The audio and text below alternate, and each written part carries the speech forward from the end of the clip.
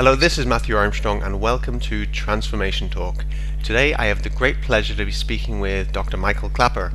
Dr. Klaper is a very distinguished nutritionist. He's been a medical doctor for 40 years and is the director of the non-profit Institute for Nutrition, Education and Research. Dr. Klaper also has been an advisor for nutrition for NASA, has been a pilot as well, and right now he serves as a physician at True North Health, one of the leading fasting centers in the world, and indeed in North America anyway. So I've been wanting to speak to Dr. Klaper for a while on fasting, so it's a pleasure to be finally speaking to you, Dr. Klaper. Welcome to the call. Thank you. It's a pleasure to see you, Matthew. Glad to help. Thank you very much. So first of all, you've been a medical doctor for 40 years, and I know when fasting is mentioned to most medical doctors, they quite often they say it's dangerous or they don't recommend it. So how did you get into nutrition and fasting when it doesn't seem to be something that's right on the forefront of what a lot of medical doctors do? Right. Well, there's a lot in that first question. How did I get into nutrition? That's 30 years ago. I was working in the operating rooms doing my residency in anesthesiology. And day after day, I would put people to sleep and watch surgeons open up their chest and pull out this yellow guck out of their arteries that it's called atherosclerosis. And it looked like the fat of the animals they were eating, for a good reason. It is pretty much the fat of the animals they were eating.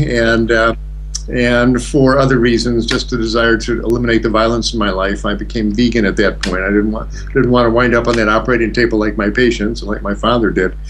And plus, it was just time to stop paying for the death of the animals. And so I became vegan 30 years ago. And it certainly revolutionized my medical practice. My blood pressure had been borderline high. It dropped down to 110/70, where it stays today.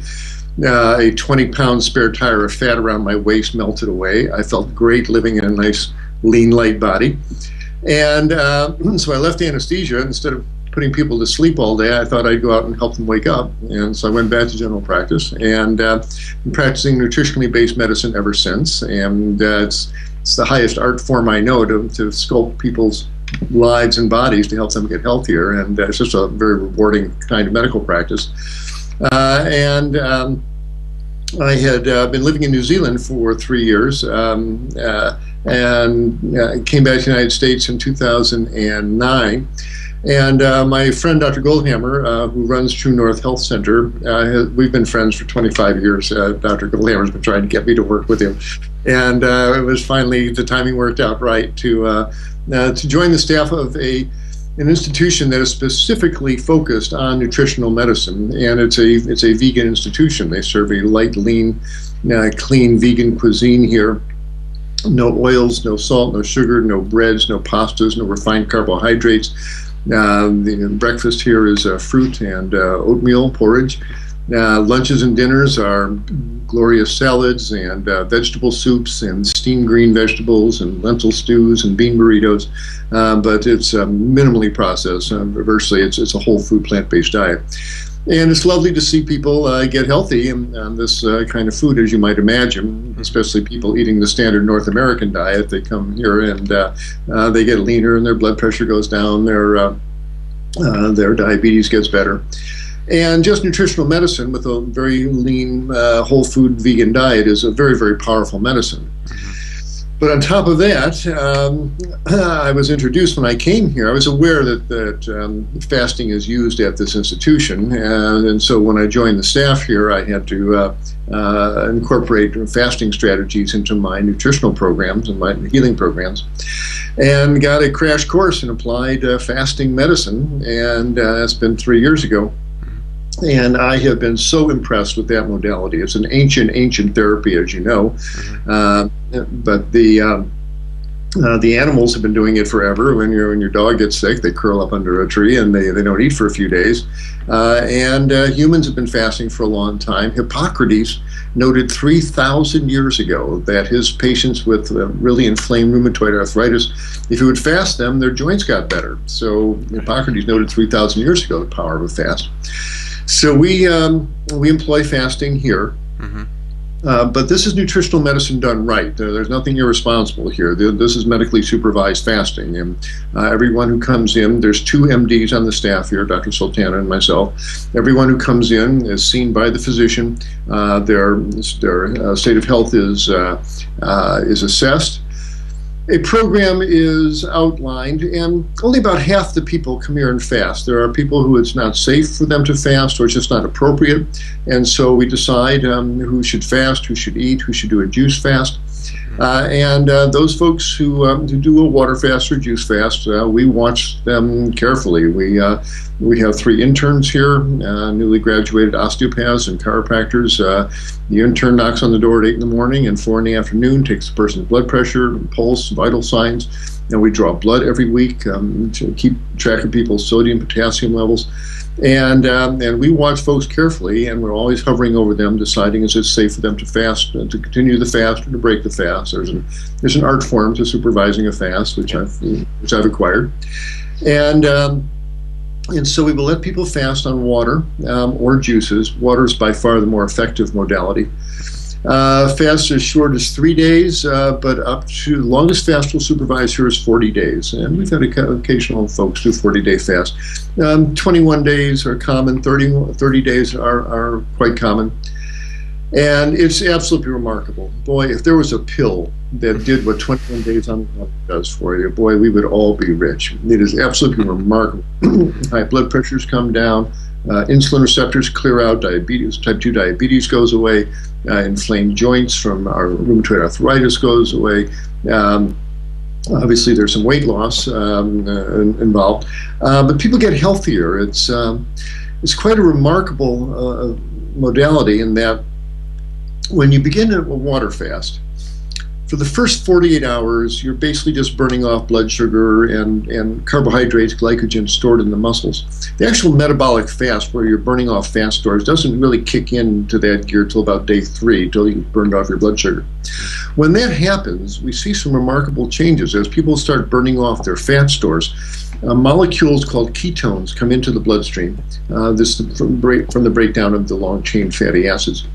And the ketones have some remarkable properties to them, one of which, and probably the most welcome to the faster, is that they suppress hunger.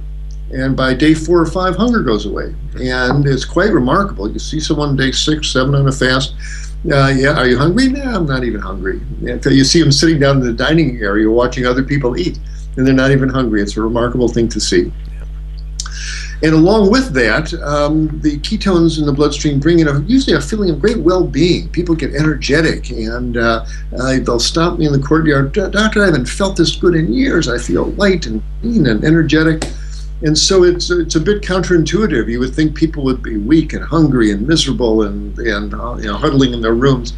And the truth is, as the fast progresses, they get lighter and more energetic. They feel good, and they're really not hungry. Occasionally get the person who's hungry, but by and large, it's a rather pleasant and surprising nutritional adventure to embark upon. Wow, that's all beautifully said, and you answered about 3 of my questions there in that first part. Okay. Yeah, the longest fast that I've completed at home is a 7-day fast, and I did feel quite everything slowed down. All my movements slowed down, and I knew I wouldn't be able to go for a run or anything like that, and I just moved very slowly around the house, and everything was quite meditative, really. And that was my experience anyway. Yes, we should talk about that, because that's an important point. That indeed does happen, but looking at you, we haven't seen each other before, but I see you're a pretty lean, healthy-looking gentleman, and you probably don't have a whole lot of body fat on your torso there. And so you're the kind of person we would not let do a long fast. We get so many regular world folks eating cheeseburgers and pizza, and they're carrying extra 40 pounds of weight. These folks have no problem doing a long fast, and they are quite energetic. But you are correct. The very lean people here who are coming in fasting for, say, autoimmune disease or whatever, they don't have a lot of reserve, and they run into that low energy level fairly quickly. Everyone eventually, as they run through their fat stores, they will eventually hit the wall, and it's quite remarkable as the fast progresses. We make rounds in the mornings. We knock on the door, and you won't knock on the door of someone on day 30 or 35 of fast. Well, you can feel it in the air. They usually the lights are low, the soft music is playing, candles are on. Good morning, doctor. How are you? And they get into a very meditative, mellow state. It's a spiritual experience, absolutely. And at that point, we check their pulse. If their pulse is getting kind of fast, which happens at the end of the fast, then it's time to break the fast. But you're correct. That does happen. And towards the end of the fast, the body pulls in its energy, and people do start spending more time in the room. They slow down, and absolutely, that's towards the end of the fast. And given your lean body configuration, I'm not surprised you ran into that at day 5 or 6. That certainly is appropriate, and you're not a candidate for a long fast. Right, yeah. Right. Good. Yeah. We'll let people fast for 5 days. Anybody can fast. If they're healthy people, they can fast for 5 days on their own at home. 7 days, and that's about as far as you want to go. Further beyond that, you ought to have someplace where there's medical supervision around, because you don't. If you get lightheaded, if you faint, if you start vomiting, you don't want to be alone in your apartment if those things start happening. You ought to have medical supervision, and that's right. why. What precautions should a person take that is deciding to do a short fast at home, maybe a 5-day fast or something? What other precautions should they have in place? Right, good question. Now, as I said, most everybody can fast 68 hours, I guess, 5 days. 300 hours, I guess. No, 24 times 5, right. Everyone can fast for 5 days on their own. You want to drink enough water. You don't have to go overboard with the water drinking, and in fact, you get water intoxicated if you drink too much. We advocate 4 to 6 of these 16-ounce glasses a day, and that's usually enough. We say listen to your thirst plus 1 more glass, and if you're a lean person, as the fast goes on, and people, when they're lying in bed, blood's pretty evenly distributed throughout their body. But when we get up vertical in the morning, gravity is relentless. It starts pulling blood down to the lower part of our body. And people, when they stand up, will get a little lightheaded as their blood pressure drops. And it'll happen when people are standing in one place. When they're walking, their leg muscles are pumping and getting the blood back up to the heart. But people be standing brushing their teeth or talking to someone, and they don't feel so good, and they get lightheaded and sweaty. That's low blood pressure. So that's the most feared of the sensations that can happen. When that happens, you want to restore the blood flow to the head, and the best way to do that is just lay down and bend your knees up, because the blood's going to your thigh muscles. If you lay down and tense your knees up, then the blood comes right back up to the head, and that feeling goes away. Yep. And you sit up, start moving around, have a little drink of water, and off you go there. So that's the greatest concern. Drink enough water, but not too much. And if you get lightheaded, lay down, bend your knees up. Most of the other things that people encounter in the early part of the fast have to do with the fact is we start melting off our fat stores. We all have remnant molecules in our fat stores from every restaurant meal we ever ate, every fast food meal we ever ate. There's colorings and preservatives and flavorings and stabilizers. The whole chemical soup of modern life is in our fat stores. And in the early part of the fast, as we start melting off those fat stores, those molecules come into the circulation. They're on their way to the liver and the kidney to be excreted, but along the way there, as they first circulate around, people can get some side effects. And early in the fast, we see everything. Some people get nauseated, some get diarrhea, some get skin rashes, some cough, some salivate. You see everything. It's the body using all its avenues of excretion to get rid of those molecules. That blows through in about 3 days. 72 hours, those are usually gone. The cough is gone, the rash is gone, the nausea is gone. And then, as I said, one hits that feeling of really well-being during most of the rest of the fast. And again, this is why you want to be in a place where you're medically supervised more than 7 days, because how do you know what's serious and what isn't? It helps to have professionals around who've been observing this for a while. But as I said, everyone can do 5 days at home. So have enough water around. Have help available. You really shouldn't do it on your own. It's nice if there's another human being in your immediate presence there. If you do run into problems, heaven forbid you fall or something, you want some help around. And towards the end of the fast, we break the fast on juices here with watermelon, celery juice. And after a fast, especially a long fast, you don't want to be cutting up vegetables and doing juicing here. You feel like a bit of a dish rag at the end of a fast here, and it's nice to have someone around to help you with the food preparation to break the fast. But by and large, a 5-day fast is pretty safe for everyone, and it might be a little hungry at first, but then that feeling of well-being hits, and just sit back and watch your body cleanse itself. It's a remarkable process. Yeah. So, what's the deepest sort of happenings from the water fast? Because I know maybe some people are thinking, well, sure, maybe some fat's been burnt off. But how is this actually going to reverse my cancer or heart disease or whatever the condition is, and what's really happening on a deep level, a cellular level maybe? Good point. Let me take a long wind up on that one. Here in the United States, the federal government runs the National Institute of Health, the NIH.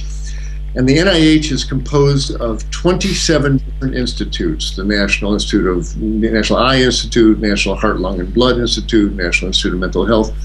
Not one of those 27 institutes has the word nutrition in its name, which is, I think, a national scandal.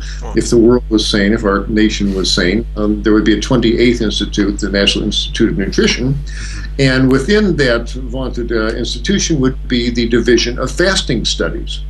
And they would bring people in, and they would study this phenomenon properly. They would draw baseline blood tests, they do skinny needle muscle biopsies, and they do metabolic balance studies, and they start the person off on a fast, a 30-day, 40-day fast, and monitor this person, and do the blood test, and do the muscle biopsies, and measure their ATP and their mitochondria, and do this properly studied research. And we would have the answer to that question: what is really happening? The truth is, because there's no money in it, people haven't researched it as it should. And so ultimately, the answer is going to be a lot of, we're not sure exactly what's happening because it hasn't been studied on the proper level. But just empirically, we certainly can make some speculations. There's no question people with high blood pressure notice a significant drop in blood pressure after X number of days. Some happens right away, some takes a couple of weeks. And there's very good reasons why this happens. One is that people who are eating standard Western diets, there's a lot of hidden salt in all the restaurant meals and the processed foods, and the salt makes you retain water, and more water in the blood increases the blood pressure. And during the first 2 days of a fast, there's usually a marked diuresis. People urinate a lot, they dump the salt, they dump the water, and that certainly brings blood pressure down. And so that's one way that fasting helps blood pressure. Second, when we eat fats and oils in the diet, I'm talking about olive oil, and for our non-vegan friends, butter, fat, and cheese, and all these fats, when they get into the bloodstream, they coat the red blood cells. A little film of oil starts accumulating around the surface of the red blood cells, and it's sticky, and the blood cells start sticking together. So the blood becomes more viscous. It's thicker blood after eating a fatty meal, even olive oil. And so if your blood is more viscous, and you've got these tiny little blood vessels in the capillaries and the tiny little arteries.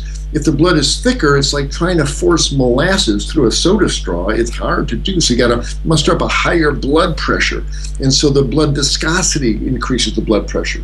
Well, on a fast, as the days go by and the fats leave the bloodstream, the blood becomes less viscous. It flows easier, and so the heart's able to pump through the blood vessel system at a lower pressure. So these are predictable mechanisms, and blood pressure inevitably falls on a fast. You can't hold high blood pressure just drinking water. Right. And so decreased salt and water load and a decreased blood viscosity will lower blood pressure. Type 2 diabetes, again, it's related to fat. People's on the surface of the muscle cells, there's little receptors where the insulin molecules from your pancreas plug in to allow sugar into the muscle cells to be burned up. Well, on a standard Western diet, there's so much fat in our diet, and again, olive oil, butterfat, etc., that the insulin receptors get plugged up from the inside of the muscle, so insulin can't get in and work, and so sugar piles up in the bloodstream, and people get symptoms of diabetes. Mm-hmm. Well, on a fast, that fat, that intermyocellular lipid, clears out of the insulin receptors. And suddenly the person's insulin works fine, and they get off their metformin and their insulin shots. And so type 2 diabetes, predictably, if the person's making any insulin at all, their type 2 diabetes goes away. So that's a predictable event from the clearing out of the insulin receptors.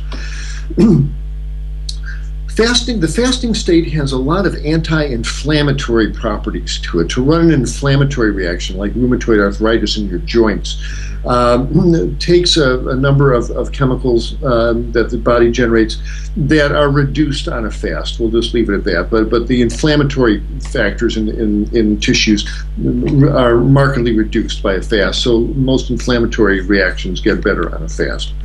So these are three common diseases. Not only high blood pressure, but arteries, where people have atherosclerotic plaque, and they have heart disease because they have angina, where they have pain in their chest when they walk.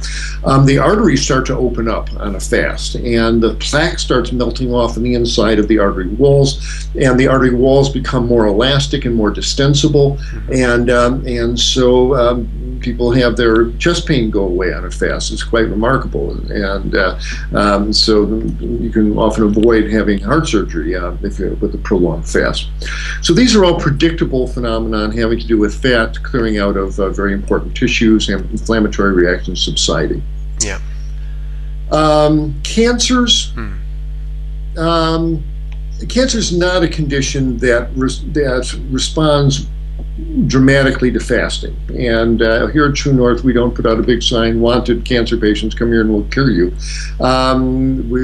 It's a formidable disease.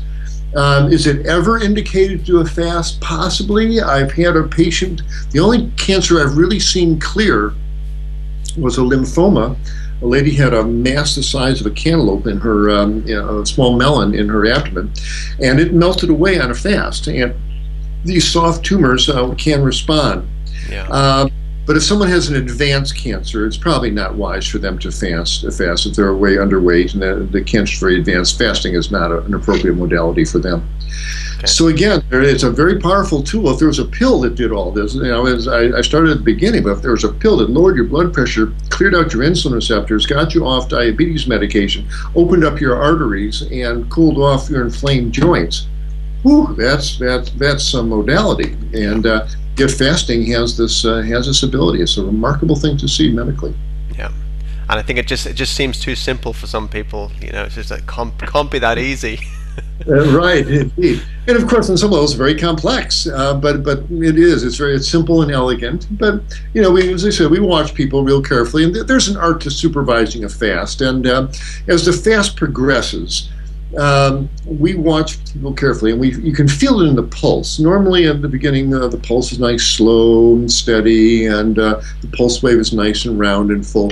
As the fast goes on, and it's different for everyone. But as people reach the end of the fast, you can feel it in their pulse. The pulse gets fast and tappy and flat and low volume, and you can see it in their eyes, you hear it in their voice. They're getting to the end of this, and the art of supervising a fast is to pull people back just before they get into trouble. They start vomiting or get so faint when they stand up they can't get out of bed. You don't want to get someone in that state. It's not curing by ordeal here, and so the art is to pull them back, to break the fast just before they run into trouble. Yeah. And but that's what we do here. That's why we're experienced at supervising fast. So it's a remarkable thing to see, and it's fun to watch. Awesome. And something you touched on a little earlier, but I think it's important to probably maybe talk about it a little bit more, is how to break the fast. Right. You talk about eating fruits. For how long should you go through that process of breaking the fast, and what are the best things to consume in that time? Excellent question. We have a general rule here, a rule of thumb, that however many days you fast for, we need half again as many for the refeeding. So if you do a 10-day fast, we need a 5-day period for refeeding. If you do a 3-week fast, we need a good week and a half to slowly get the intestinal tract moving again.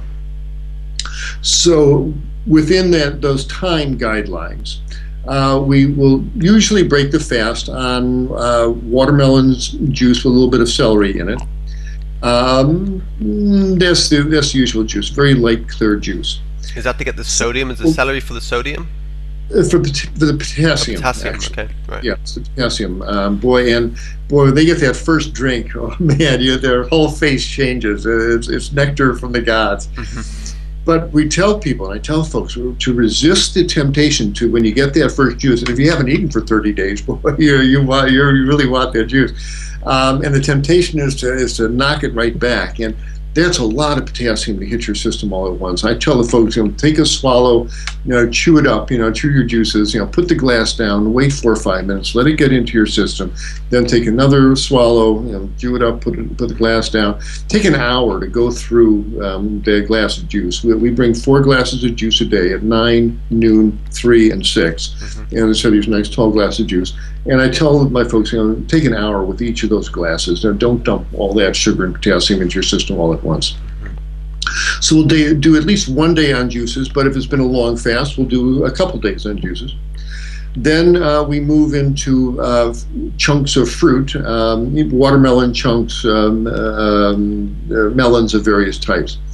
By the way, there's some people who do not want anything sweet. It's just not appetizing to them to break the fast on anything fruit oriented.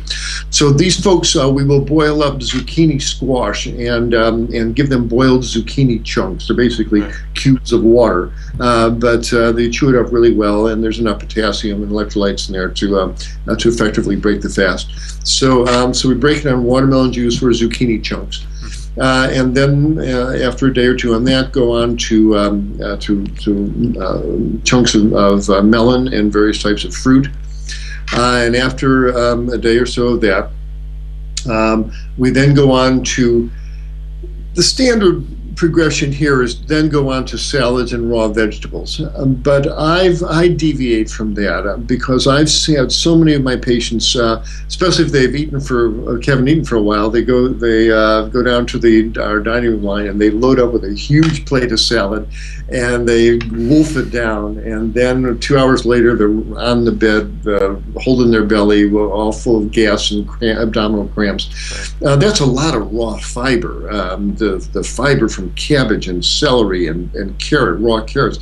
This is a lot of hard fiber to put down there.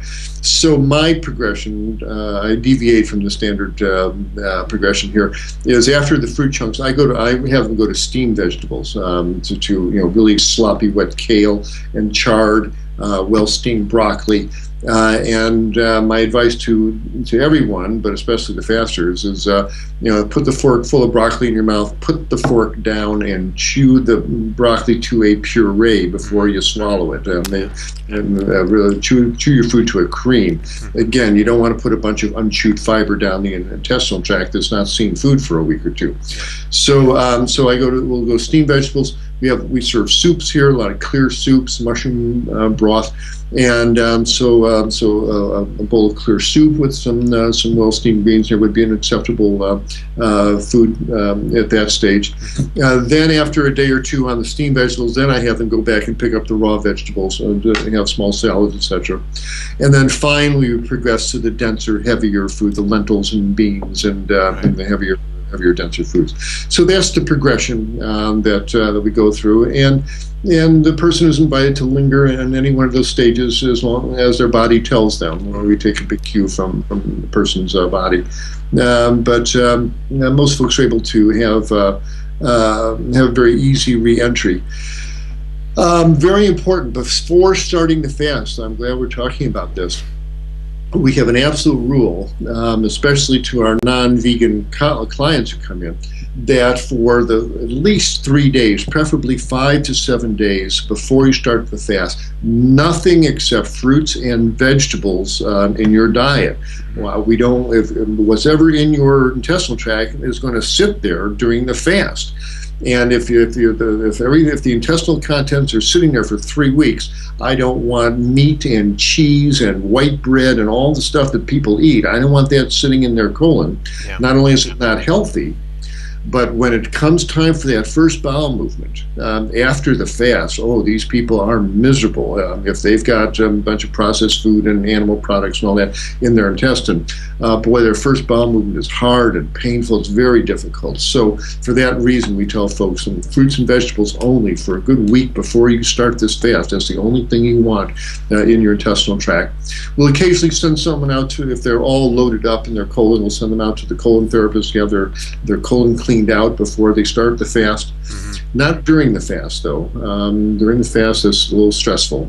So we would do that either before or after the fast. One rule on the fast is no physical exercise. We don't want people burning muscle. They can do a little yoga, a little stretching, take a little walk around the courtyard we have here, and that's it. No aerobics, no physical exertion, nothing to work up a sweat. And the rule is that they have to stay on campus here. We don't want anybody wandering into town and getting lightheaded and passing out in downtown Santa Rosa here. So people have to stay on campus here. And a couple other caveats that we mentioned that people need to be aware of. I mentioned earlier, especially lean people, they'll stand up and blood drains out of their head down to their legs. They get lightheaded, and if they don't do something, they'll pass out. And which is what fainting really is. It's nature's way of getting your head down to the level of your heart, getting blood flow back to the head. Well, if people understand that, then they understand the place that might really happen is standing in the shower. You're standing in one place, you got warm water running over your skin, warm water, the blood moves out to your skin. Well, blood out in the skin is not going up to the head, and people pass out in the shower. They will, if they're sitting in a warm tub, the blood moves out to their skin, and then they stand up to get out of the bathtub, and they pass out. And for that reason, we tell people during the fast, no bathing, no showering. We don't want people passing out. If they need to wash their body, we have them sit on the edge of the bathtub, soap up a washcloth, wash their body off, rinse it off with the little hose there, but no standing in hot showers because people pass out. And the other thing, it's not that welcome news, but during the fast, it's a time for things to move out of the body. It's a time of excretion, of cleansing. We don't want anything moving in. So for that reason, during the fast, no skin lotions. We don't want anything absorbed through the skin. No toothpaste. We don't want people absorbing the mint oils and the fluoride and all that stuff. We have them brush their teeth with water.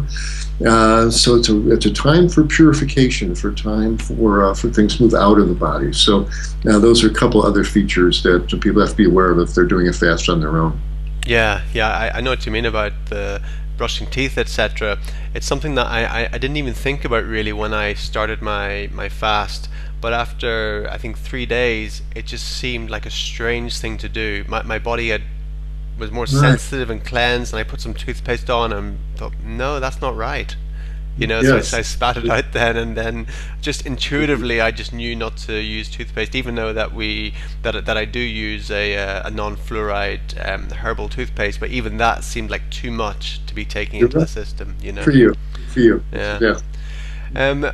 Also want to touch on a bit more is the channels of elimination, and the bowels is one of them, and especially for like even maybe a 40-day fast. Someone might not even have a bowel movement for that length of time. Would you even recommend not even having like enemas or colonics during that time? Right. No, definitely. That is correct. No colonics or enemas during that time. Again, right at the beginning we'll do it. Yeah. And we tell people, if you've not had a bowel movement within 72 or 3 days of breaking the fast, then we will give them an enema or send them to the colon therapist.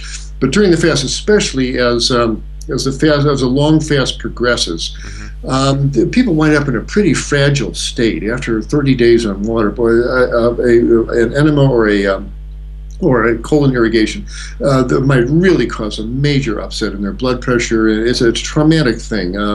So do it at the beginning, before you start the fast, or afterwards, but not during the fast. It's not a safe thing to do. Right. Okay. That's good to know. That's good to know. Because Right. it did seem like common sense to do colonics to help excrete, because you're not doing it when you're when you're fasting. You don't go, so Right. But still, especially you seem to be a young, fit man.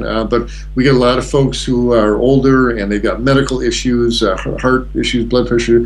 20 days into fast is no time to fill up their colon with water and then empty it. It's too much of a stress. Okay.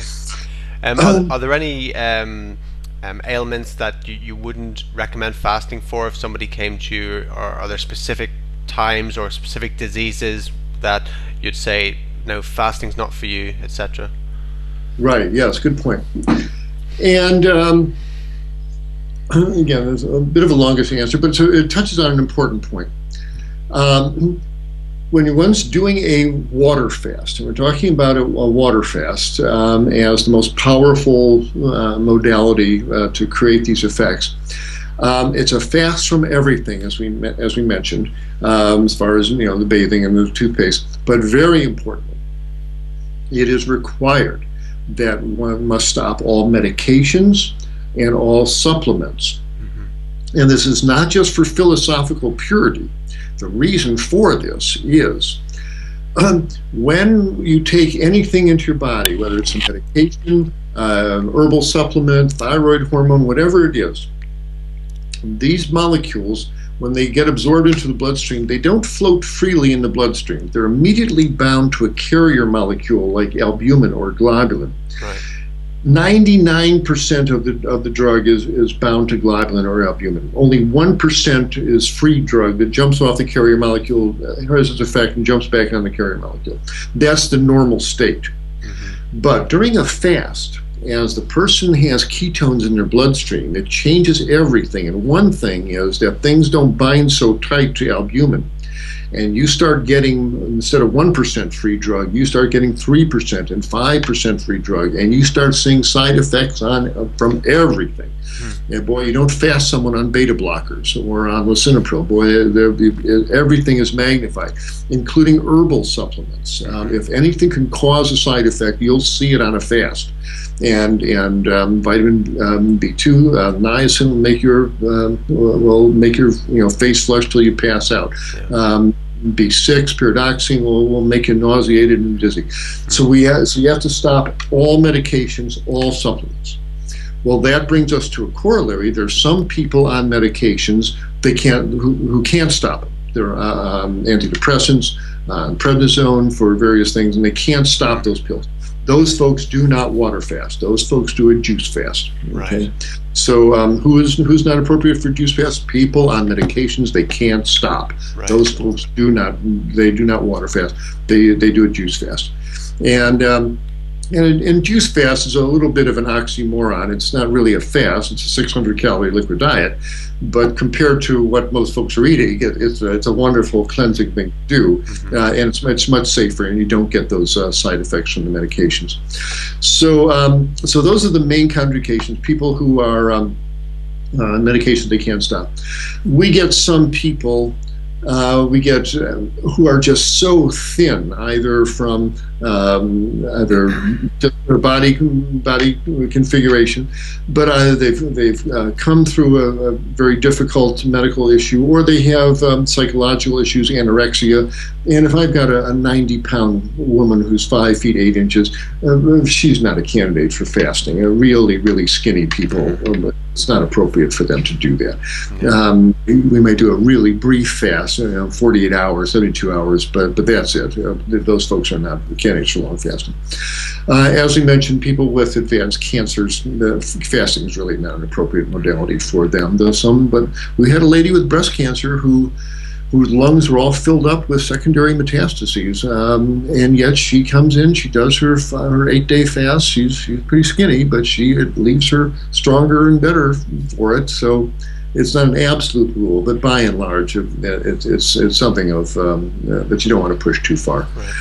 Right. Children.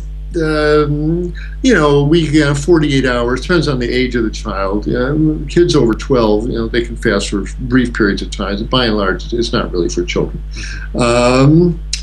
And those are, and ironically, people who want to lose weight, fasting is not for them. And that's often very dismaying to the people who come in. They go, oh, I'm going to come in and do a fast. I'm going to lose 40 pounds and walk out all lean and fit. When we give our introductory lectures, I said, if you are here to lose weight from fasting, you're going to be disappointed. Because you lose a lot of weight on a fast, no question. But as soon as you start eating, 2/3 of it comes right back. Now the weight comes right back on. The body doesn't want to be starving. This is not starvation, but the body doesn't want to even get anywhere near that. And so people will lose 20 pounds during a fast, but during the refeed, 15 come back on, and so they will only walk out of here. Gee, I only lost 5 pounds, and they're all upset. We tell people it's not for weight loss. It's a medical procedure to lower your blood pressure, to clean out your insulin receptors, to cool off arthritis. It's a medical procedure. It's not for weight loss. Weight loss is the result of what you eat when you leave here. And when I tell my patients in the initial interview, whether you do 10 days on water, 20 days on water, that's nice, but the really important thing is what you eat after the fast. It's that food stream coming into your body day after day, week after week, month after month that really makes the difference. It's not 10 days on water. You can easily undo all the good you did on the fast if you go out and resume your old diet there. But after they do the fast, then they've got to eat a really lean, clean, plant-based diet and keep those good changes happening. Otherwise, it all just comes right back again. So people who are obese and trying to lose a lot of weight for fasting, it's not really for them either. Yeah, makes sense. But most everybody else, fasting it's a wonderful thing to do. We have patients who just will fast one weekend a month. It's a lovely thing to do. We have someone who we have a friend who does 5 days, does a 5-day fast every other month, and that's a lovely thing to do. It leaves you light and clean. Yeah. So frequent short fasts are okay. If you're going to do a long fast, you're going to do a 30-day fast. You do that once a year. At the most, twice a year. And also, I would tell people, give yourself plenty of time. If you do a long fast, boy, it drains the tank metabolically, and it takes weeks to get your strength back, to get your energy back. You come back light and clean is a good thing to do. Yeah. But we've had people who've done a 3 or 4 week fast, and they have a date with their athletic trainer as soon as they get home. They're in for a rude awakening. Boy, they have a half a block where they got to stop, because it drains the ATP out of your mitochondria there. You wind up pretty dish raggy afterwards. And I've had patients saying, "Doc, it took me 4 months to get my after a 40-day fast. It took me down here 6 months to get my strength back. I feel great. I'm glad I did it." But they were impressed how long it takes for the body to restore itself. So Right. leave yourself plenty of time for rehab. It's not to rehabilitate your tissues. It's not an instant thing. The day after the fast, you're singing and dancing. You're not. It's a stress. That's good to know. Good information to know. For sure. How about smoking? That's one thing. Can a person smoke on a fast? Yes, right. Of course, no, you don't smoke on a fast, and it's a good way to help break a smoking habit is to do a 10 or 20-day fast. But no, again, you'll get more side effects. You'll get lightheaded. You'll vomit. It's nicotine, and again, it doesn't bind well to albumin, and you'll get nicotine poisoning. You smoke on a fast. It's not a safe thing to do. So, Right. No, it's a time for things to move out of the body, not in and through any portal. And how about juice fasting? If someone comes there just to juice fast, can they smoke there while juice fasting? No, in our place there's no alcohol, there's no smoking. Right. No, this is not a place for smoking cessation. It's not an addiction treatment center here. Yes. We're here for people with medical issues here. So, no, if you can't, if you can't stop smoking, then you're not going to be here at True North at least. We can't really have people smoking here. So, it's a place to stop smoking, or else stop smoking before you come here. But it's not for smoking here. Yeah. Okay, that's good to know as well. How about for the type of water to drink? Because you're drinking water. I think you used distilled water there. Can you just give us an understanding of the different waters, what's best to drink, or why we should drink different waters? Right. Yeah.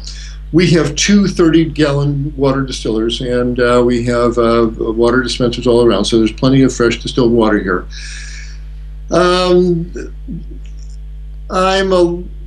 My mind's not made up. As people say, "Oh, distilled water will take the minerals out of your body and all that stuff." But to me, as a Western trained physician, it doesn't make sense, because you've got a healthy set of kidneys, and it's the kidney's job to hold on to minerals. And if there's not enough of them in the blood, the kidneys hold on to them. If there's a lot of minerals in the blood, the kidneys excrete it out in the urine. But the kidneys are called the electrolyte brain of the body. It's the kidney's job to hold on to your electrolytes, your sodium, potassium, etc. And so as long as you've got healthy kidneys, I think a lot of that distilled versus mineral water is way overblown, because your kidneys will watch out for you, and they'll keep you in good mineral balance. So I haven't seen any real solid scientific evidence that the minerals in the water really make any difference. Because you get the minerals out of the fruits and vegetables. That's where the sodium, potassium is really coming from. It's not from your drinking water. Water is water, and so whether there's a little bit of minerals in it or not, I don't think it makes any difference. And if there's no minerals, like it is in distilled water, I think it's a very cleansing liquid to drink. So we have distilled water here, and I think it's a reasonable thing to use during a fast. Yeah. But if you've got good spring water, a good filter, that's fine. If you've got good reverse osmosis, if it's good pure water, I think the type of it doesn't matter a whole lot. Okay, great. Let's see if I have anything else I haven't asked.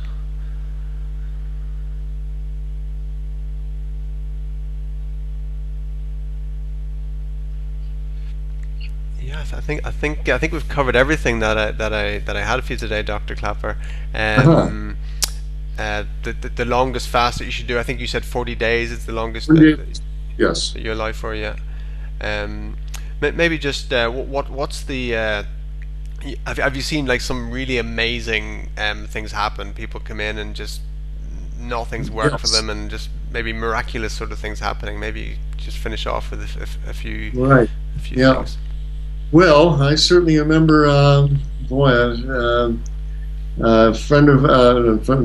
patient. He's a physiotherapist, actually, up in the Sierra Mountains here, and he's a head of physiotherapy at one of the small hospitals.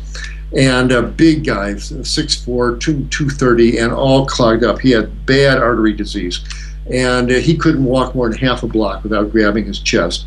And as you might imagine, because he's a hospital health professional, the surgeons at the hospital tell me you've got to have bypass surgery, and they're signing him up for a 4-vessel bypass. And he did not want surgery under any circumstances. And so he said, "Do you think a fast and a vegan diet would help?" I said, "Why don't we give it a try?" And Chuck did he was so motivated. Boy, talking about eye of the tiger. Boy, he was so focused. He did a remarkable 30-day fast. By day 20, he and I were walking around the building here briskly with no chest pain. By day 30, he could walk up the hill behind our house, behind the clinic here.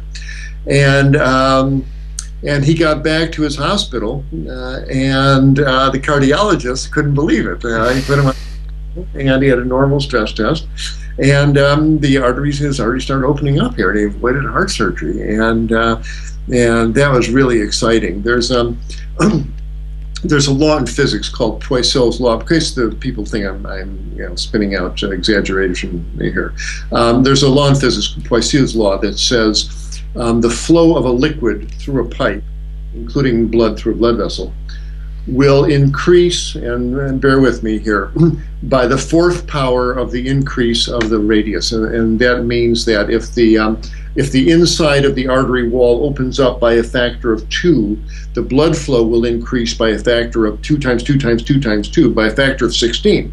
And you know it yourself. If you're sucking a liquid up through a fairly small soda straw, if you get a slightly larger soda straw, you get a lot more liquid up there, even though it's just a slightly increased diameter of the soda straw. Well, the same thing happens in the arteries. And so just a little melting away of the plaque on the inside of the artery means a big increase in blood flow. Mm-hmm. And so that's why their angina goes away, and that's why the blood flow increases to their legs, etc. And this law of physics works in their favor. And so boy, it was just exciting. I still get letters from Chuck every Christmas thanking us for saving him from the operating table. We've had a couple of patients who were giving themselves insulin injections and really severe diabetes who just hated those insulin needles.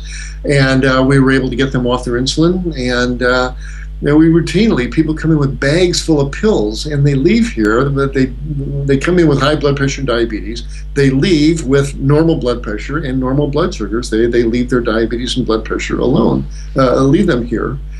And the dogma I was taught in medical school that if you put someone on high blood pressure pills, they will take these pills the rest of their lives. This is lifetime medication. No one gets off these pills.